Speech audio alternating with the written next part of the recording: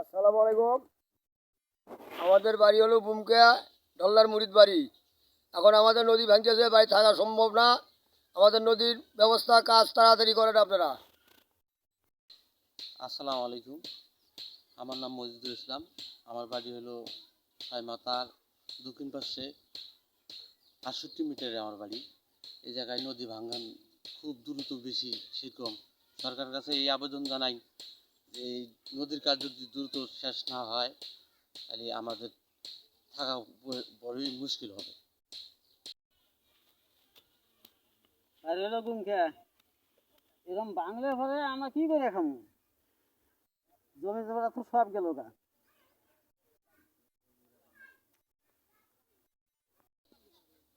আসসালামু আলাইকুম।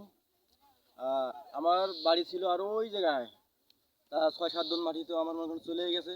এখন আমার বছর দুইটা যেটুকু আছে সেটুকু চলে যায়, তাহলে আমরা এখন কি করে খাবো? তাই আমার অনুরোধ সরকারের কাছে, পানি উন্নয়ন বোর্ডের কাছে যেন এই কাজটা দ্রুতভাবে হয়। না হলে আমরা এই অনেক ২০-২৫ থেকে ২৫টা বাড়িঘর অল্প দিনের মধ্যে চলে যাবে।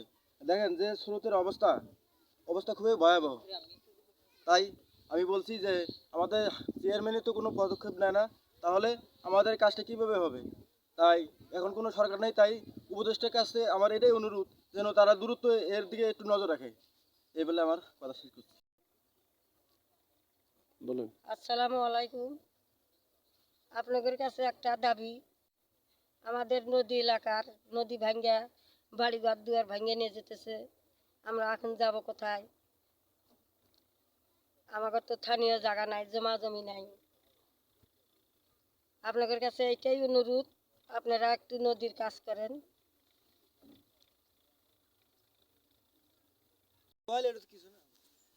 বলেন। আমাদের বাড়িঘর আছে পশ্চিম পাশে, এদিকে পূর্বতে ভেঙে আমাদের বাড়িঘর ধর শেষ করে দিয়ে দিয়েছে। আর যদি এই জমি চলে গেছে আবার বাড়িঘর ধরে ভেঙে নিয়ে যায়, তা আমরা থাকবো কোথায়? খাওয়া দাওয়া তো আমার ব্যবস্থা হয়েছে, যে সম্পত্তি আবাদ করে খাওয়া হয়েছে সেটা তো চলে গেছে।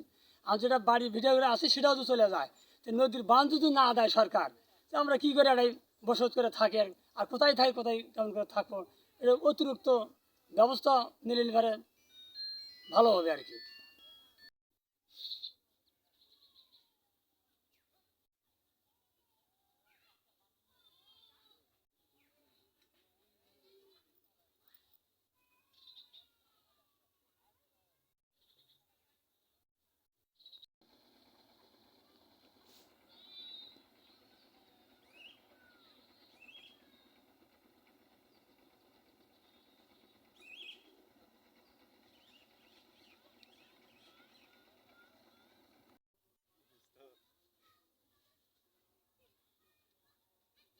যা বলে না